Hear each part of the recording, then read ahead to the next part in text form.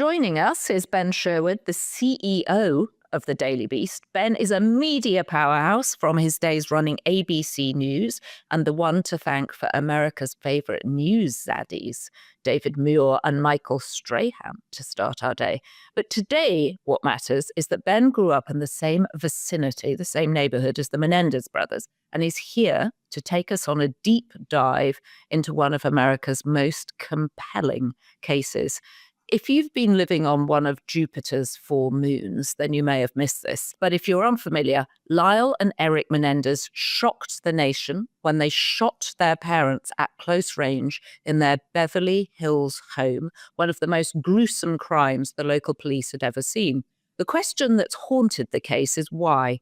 The brothers claim they acted in self-defense after years of sexual and psychological abuse. So recently, Netflix reignited the national conversation with Monsters, Ryan Murphy's dramatized take on the story, and a companion documentary has come along featuring the brothers speaking from prison. The buzz has drawn support from voices like Kim Kardashian and even led the LA County District Attorney George Gascon to file a resentencing motion, potentially making the brothers eligible for release. Ben has been following this case since 1989 when he first joined ABC News, and he brings his insider perspective to this extraordinary saga. And we actually have a name for him at the Beast, Benendez. So, Ben. Do you love it? Do you love it? Will it last forever? Spent my entire career waiting for this moment. I thought so. Ben, just explain to us, why now? Why is this happening now? Why is the documentary and the drama happening now? Well, since 1989, this case has riveted true crime lovers everywhere. These boys, seemingly out of the blue, shotgun blasted their parents 16 times, including a kill shot to their mother, Kitty Menendez, in the face as she climbed and crawled away. Oh. They reloaded their weapons in the middle of this shooting, by the way.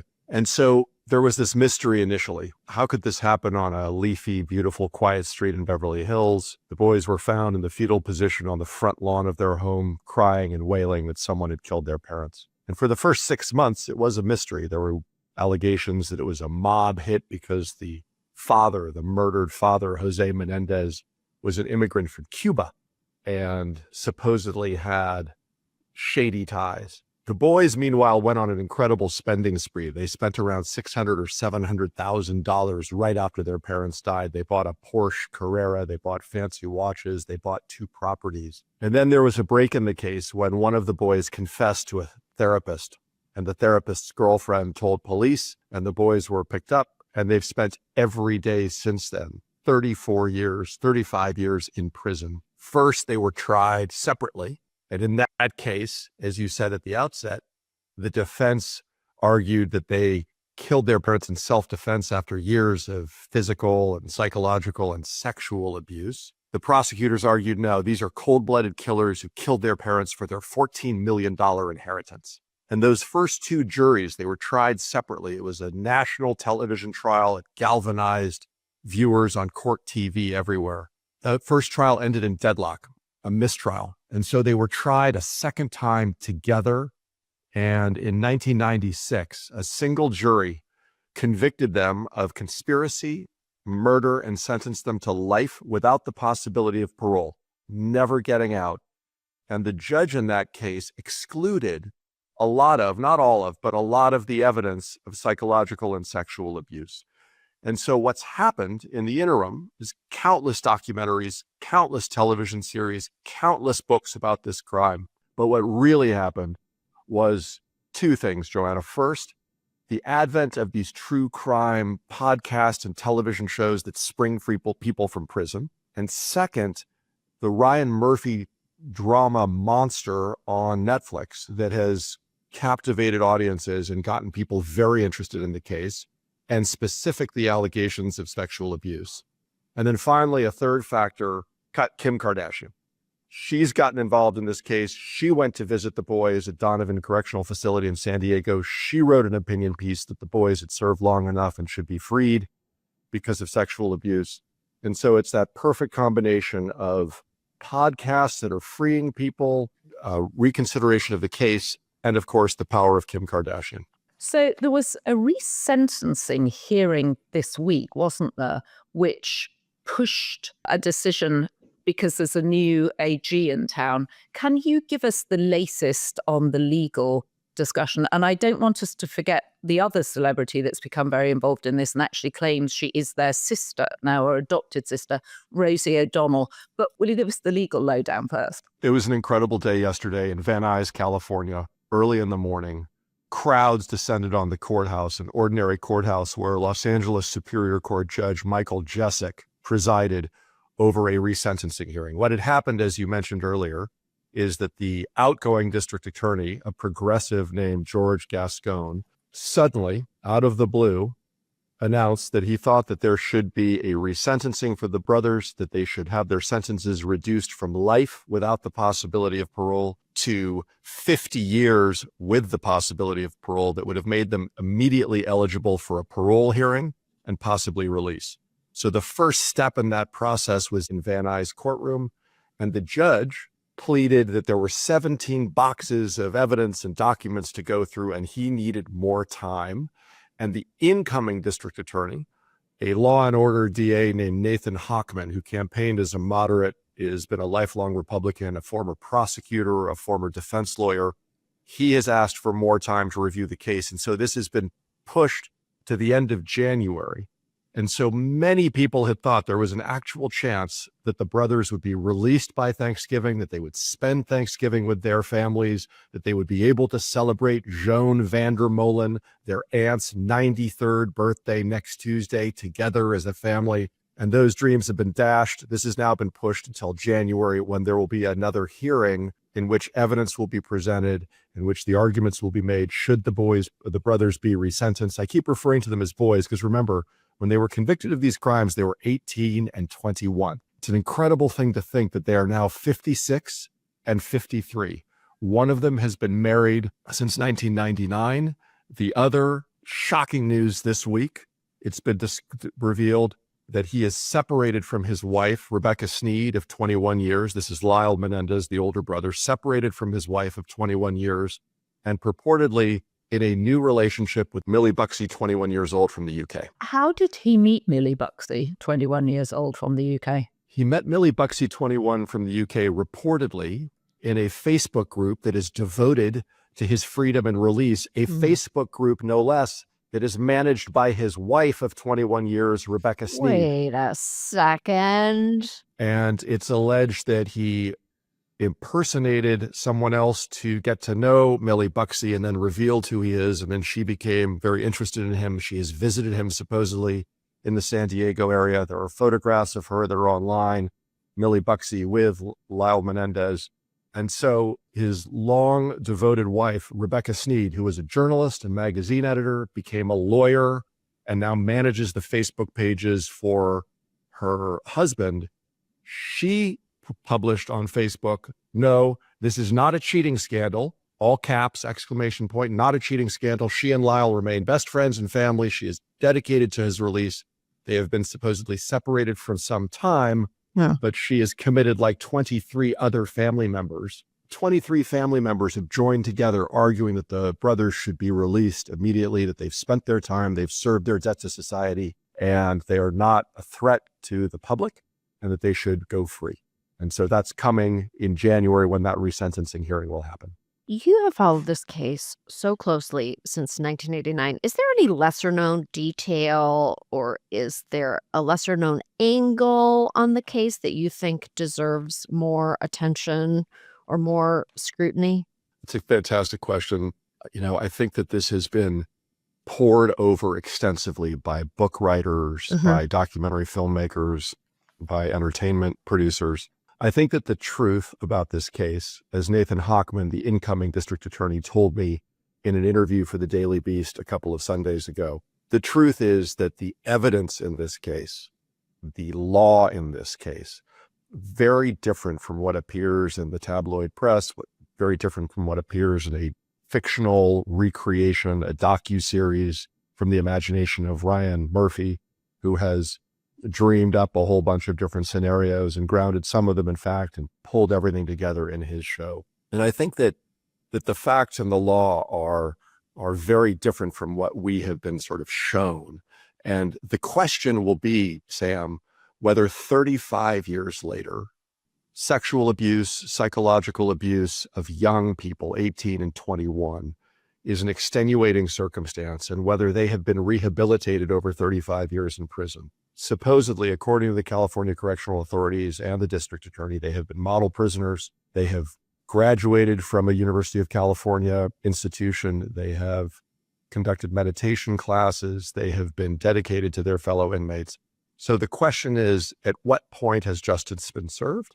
And has society moved in some way on the question of psychological sexual abuse? Has it moved to a place where perhaps these young men, 18 and 21, when they brutally murdered their parents, whether they have paid their debt and are no longer a threat? The question at the heart of it is that the DA's office is divided over this. Really? Gascon, the progressive DA, wants the resentencing, but in fact, some prosecutors who were on the case in the 90s, they think, no, there's no way these guys should go free. And in fact, there is one family member of the dozens who are arguing for their release. There is one, Uncle Milty, as he's known, Uncle Milton Anderson, who, according to his lawyer, Kathleen Cady, continues to believe that the claims of molestation were made up, they were false, and he believes that the correct verdict was issued by the jury and the correct sentence was also committed. And so he is the one family member in January who will stand in opposition to a resentencing and to their release. Ben, in the Ryan Murphy version, when the boys confess to the therapist, sexual abuse is never mentioned as a reason for why they killed their parents. There was evidence that was introduced in the first trials that there was sexual abuse. A cousin named Anthony Cano testified on the stand that one of the brothers had told him that he had been sexually molested since an early age, since the age of 6. Cano died in 2003. He's not here to render testimony again. But 2 new pieces of evidence have been introduced in what's called a habeas corpus petition. This was submitted last year by the Menendez lawyers. The habeas corpus petition is a totally different track to freedom. Track 1 for freedom would be a resentencing by the judge in Van Nuys. Track 2 for freedom is a so-called habeas corpus petition in which new evidence has been introduced that would render a different verdict if the jury back in 1996 had considered that evidence. And the 2 pieces of evidence are, 1, a purported letter, a handwritten letter from one of the brothers to the cousin, Anthony Cano, in which he says that he was afraid of his father coming into his room. And the second piece of evidence introduced is a sworn statement from one of the Menudo brothers, the Puerto Rican boy band, one of the Menudo brothers, who alleges at the time, contemporaneously, he, the Menudo brother, was sexually assaulted and abused by Jose Menendez, who was a RCA music executive at the time, who signed the Menudo brothers. So those are the 2 pieces of evidence. The bar is very high for a habeas corpus petition to be granted and a new trial to be given. That's a very high bar, and many people believe that the evidence, these 2 pieces of evidence, are not sufficient to trigger a new trial. But we'll see. That's a whole separate track, and there's a different judge, an LA County Superior Court Judge Ryan, who has to evaluate that and whether to grant that habeas corpus petition. There's a third track, you guys, a third track for freedom for the brothers, and that's a clemency petition that was made to Governor Gavin Newsom, the Democrat, very ambitious Democratic governor of California. But Newsom has said that he is waiting for Nathan Hochman, the new DA, to study the case and allow the elected district attorney of Los Angeles to render his judgment before Newsom were to get involved. Newsom, of course, has big political ambitions, probably wants to run for president in 2028. There's a big question about whether he would ever let these 2 brothers go free under clemency or to show clemency for them. What do you think was the most powerful catalyst for the reevaluation of this case? Was it because Ryan Murphy did, or was it like the kind of becoming so huge on TikTok? Like, what was the most powerful reason why everybody is looking at this with fresh eyes all of a sudden? It's like the perfect cultural storm. It's the culture has changed, and it's thinking about sexual abuse and sexual assault and psychological trauma. It's Netflix. is ubiquitous and all powerful in terms of true crime stories and the release of the wrongly accused or the wrongly convicted. And it's the power of celebrity and TikTok and all of these Rosie O'Donnell and others rallying around this case and bringing it to the fore. In the neighborhood that I live in, where the original murder took place in 1989, there is a nonstop procession of cars and tour buses and tour vans of people coming to the site to stand in front of this home that has a construction fence in front of it because it was recently purchased and it's being renovated inside. And people stand in front of the house, they take selfies, they play the music from the Netflix series, and they talk about how these brothers deserve justice and should be set free, or they talk about how these are murderous criminals who should never be allowed out. But there's a debate on a street in Beverly Hills on the grassy lawn in front of this house, starting in the morning, probably around 8 a.m. and going all the way till late at night. And the police department in Beverly Hills has had to increase its patrol cars in the neighborhood and on this block. And sometimes there's even a patrol car or a private security car stationed out in front because of the volume of tourists who are coming. So it speaks, Sam, to this moment culturally where people are watching the show, they're talking about the show. They come from all over the world. When I was on that street and when I was talking to some of those tourists, they were from Kazakhstan and Kyrgyzstan, and they had come Right. and they were interested in the Menendez brothers, who've been behind bars for 35 years. I mean, this story has captivated the world for so long. Do you think that it's going to move the needle? I mean, I just from observation, think that the pace at which society has even begun to grapple with sexual abuse toward men and boys, like it has been so slow for society to even begin to come to terms with it. Do you think that this case has the capacity to open people's minds and open people's eyes? So Joanna knows, as my partner, that I am terrible at predictions and have been incredibly wrong at all recent predictions. So Sam, with humility, I'm not going to Sure. make a prediction. I would say Okay. that I don't think that this is the case to bring sexual abuse and sexual assault to the foreground. It could be for some, but I think Mhm. that unfortunately in our society, it's too prevalent and there are too many Right. instances that are black and white, clear as day. And that, by the way, do not involve the brutal murder of two Right. people in their prime with shotgun blasts in a mansion in Beverly Hills. And so I think that it is focusing attention on the criminal justice system. One other interesting detail about this case, remember, the convictions happened in the 90s in Los Angeles, where, remember, O.J. Simpson was not convicted by the district attorney, Gil Garcetti, in a case that many thought was a slam dunk. Remember, Rodney King had been beaten by police officers, and the police officers were not convicted in that case. So remember that this district attorney, a man named Gil Garcetti, was under tremendous pressure when this case came forward to get convictions in a case that was a slam dunk. The boys did it. There was no doubt about it. They absolutely killed their parents. The question was, what was their motive? And so I think that in the context of Los Angeles in the 90s and those two big cases, there's lots of reason to wonder whether or not a jury today hearing the exact same case would render a very different verdict and might come up with a very different sentence.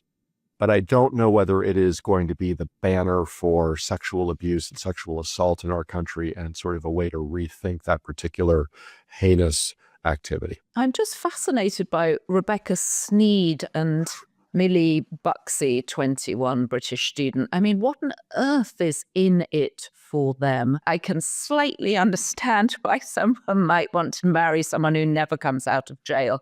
But Rebecca Sneed has spent 20 years of her life trying to help this guy. And now she's cast aside. It also goes to show that men, even when they're in solitary confinement in jail, can somehow figure out how to be unfaithful to a loyal wife. I mean, Rebecca Sneed's presumably had temptations on the outside, and yet it's the guy in solitary on the inside who's managed to find a new girlfriend. What is in it for them? So, as you know, Joanna, there is a deep, rich literature documentaries about women who love men behind bars. There are lots of interesting psychological insights. I'm not expert in any of that. What I do know is that Lyle was married in 1999 to a woman named Anna Erickson. And he divorced Anna Erickson in 2001 after she caught him cheating in letters to another woman. And so many, many years later, we don't know the facts of this situation. We don't know what happened between Rebecca and Lyle, and we don't know how their relationship, how they drifted apart. We don't really know any of those details. We're just beginning to sort of learn a little bit about the case. So I don't want to speculate about what happened, who did what to whom. And by the way, I don't want to indict all men or all male prisoners behind bars. I think instead what we know is that there is a long tradition of women writing letters to inmates and finding a desire. Erik Menendez's wife, Tammy Sackerman, whom he married in 1999, had been in a terrible situation herself. She felt empathy for him. She had been in an awful situation. She reached out to him. They became friendly. They knew each other for years through correspondence. And both men have actually said in interviews with People magazine and other publications that they had meaningful relationships with these women for long periods of time. They were not distracted by all the different things that happen in the world. These relationships were stabilizing for them, very healthy for them. They gave them a reason to go on living. I wouldn't speculate about what's in it for a 21-year-old university student who meets him on Facebook and ends up coming to Southern California to meet him in prison. I have no idea. But if you look at the photographs that are published online, these two people seem to be quite happy with each other. Well, I hope she gets a book out of it or her own version of Ryan Murphy. Ben, what do you think it would do for me if Ryan Murphy came and made a drama about my life? Oh, my goodness. Oh, Joanna. I think he's a change agent. That's all I'm saying. Joanna, the bold type was the start. This is all about Ryan Murphy power. All about Ryan Murphy power. If Ryan Murphy were to take on your life, I would fear for all of the family members in your life, and I would fear for all of the characters around you, including your business partner and your podcasting partner, because it's not entirely clear what would happen to the incredible imagination of Ryan Murphy, the incredibly powerful imagination of Ryan Murphy, and it would also be not entirely clear who you would end up with in this entertainment series. Who would be your romantic interest in this, because Ryan's imagination is very powerful. I actually think it's a big red flag if you get a call from the Ryan Murphy production team and they want to make a TV series. Well, I don't know, about Joanna. you. Would it be an American horror story? Would it be an American crime story? Or would it be an American love story? That's the question. That's a good, okay, I'm just putting the phone down, but this is all about the power of Ryan Murphy, isn't it? His shows are, I thought Impeachment was so good. The OJ story, so good. I don't know if I have bored you at great length, either of you, with my dinner with O.J. Simpson after he was found not guilty. And they were trying to figure out how do they roll out O.J. Simpson after the trial, which obviously was huge. Pardon me? No, I don't believe you've ever told me the story of your dinner with O.J. Simpson. O.J. Simpson was trotted out at the Oxford Union as part of his, rehabilitation campaign. And I sat next to OJ in the 1400, well, was it 1400 or it was built in 1400 Oxford Union, which was the most extraordinary place anyway. And I do remember the place was crawling outside. It was absolutely crawling with press. And at one point, the photographers somehow, there was very little security because I don't think anybody at Oxford had quite understood the scale of OJ's celebrity. And I remember at one point, the window of the library where I think we were having dinner just went dark. And it was what felt like hundreds, it must have been scores of camera lenses up against the window. And it was like looking up and seeing all these cyclops eyes at the windows. But we had this extraordinary dinner where he talked about having been found guilty of nothing. That's what his terminology was. And he had I remember a couple of things from the dinner because it was sort of 25 odd years ago now, but he had a very thick glass. He was drinking water and he kept drinking water and the glass had a very thick bottom and he kept missing his lips and he would spill down his front, down his tie, down his suit. And he kept saying, how can I miss my lips? They're so prominent. And then laughing. He said it 3 times. And then he described what it'd been like being in the prison cell. And he said he was like a caged tiger. He was just pacing the whole time. He was like a tiger. And then at one point I said to him, and I hadn't had very much notice that I was going to be going and doing this, sitting with OJ at the Oxford Union before he went out to talk to the students. So I hadn't done a wild amount of research, but I did know that Nicole had, his wife, obviously, Nicole had put into a police safety deposit box photographs of herself from previous beatings by OJ with a note saying, if anything happens to me, I want you to know it was OJ that did it. And when I asked him why she had done this, he was clutching this water glass with a very thick glass bottom, at least sort of half an inch of glass. And the glass just shattered.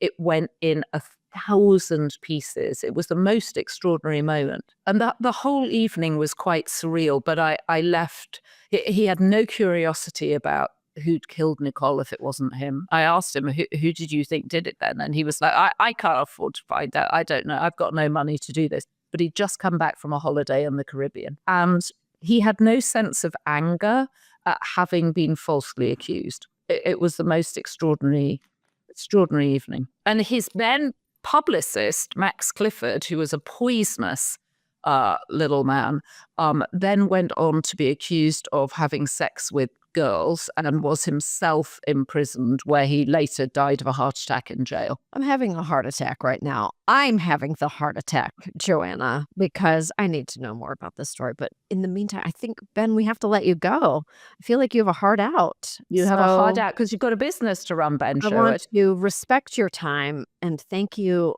with everything I have for the insight into this story, which is just, it is captivating. It really is. I'm a lucky person. I get to work with Joanna and you, Sam. I also get to occasionally write about a case that has fascinated me since 1989. And I wish I could tell you I know what's going to happen. I really don't. I think it's very unlikely that the new Law and Order district attorney is going to recommend in his first big act as district attorney. I think it would be very surprising if he recommends freedom for these brothers. It would just not seem to be consistent with being a law and order anti-criminal platform that he ran on. I think it's unlikely that Governor Newsom would intervene, but this case has had all kinds of incredible twists and turns, and I will be continuing to cover it as Benendez of the senior correspondent on the Menendez beat for the Daily Beast, and Joanna Coles' his partner. So you must come back in January and fill us in on what happens next. And yeah, it's a fascinating story. No one tells it better than Ben. I'd like to come back and hear more about you and Orenthal James Simpson and the Oxford Union. That's an incredible story. That's one I've never heard before, Joanna. That's amazing. More to come. Ben, come back in January and talk to us. But again, thank you very much for an incredibly interesting recap of what is an extraordinary story. Thank you, JoJo Dancer. Thank you, Sam. Ben Sherwood is a man who speaks in perfect paragraphs. He does. It's extraordinary, isn't it? It's incredible. It is actually incredible. He was made for this. It's almost like he's professionally worked in the news. Yeah, and also the fact that he knows the neighborhood, he remembers the time, that sort of weird time in the 90s of OJ and Rodney King and the Menendez brothers. He just gives it such rich context that he's the perfect observer of the story. Also, literally, don't you dare change the subject away from the fact that you had dinner with OJ Simpson right after he was acquitted. Do you know what I want to do for a future episode? I want to bring you in the cover of the feature that I wrote, because the art desk at The Guardian, who I was writing it for, made it up like a kind of faux photo album.